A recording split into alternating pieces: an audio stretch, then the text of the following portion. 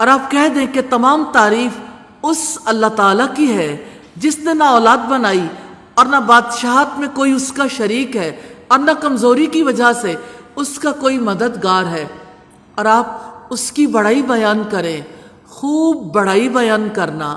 سیدنا بریدہ سے روایت ہے کہ رسول اللہ نے ایک شخص سے سنا، وہ کہہ رہا تھا اللہم انی اسألک بأنک انت اللہ الاحد الصمد الذی لم یلد ولم یولد ولم یکن لہ کفوا احد۔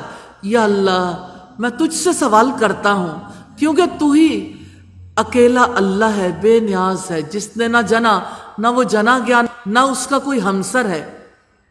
آپ صلی اللہ علیہ وسلم نے فرمایا اس نے اللہ تعالیٰ کے اسم اعظم کے وسیلے سے دعا کی ہے، سوال کیا ہے۔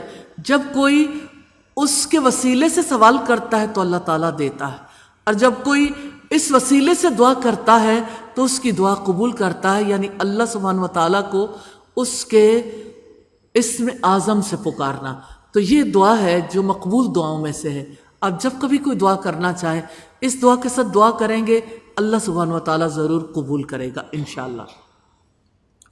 سیدنا سمرہ بن جندب بیان کرتے ہیں کہ رسول اللہ نے فرمایا اللہ تعالیٰ کو کلام میں سب سے زیادہ محبوب 4 کلمات ہیں، سبحان اللہ والحمد للہ ولا الہ الا اللہ واللہ اکبر۔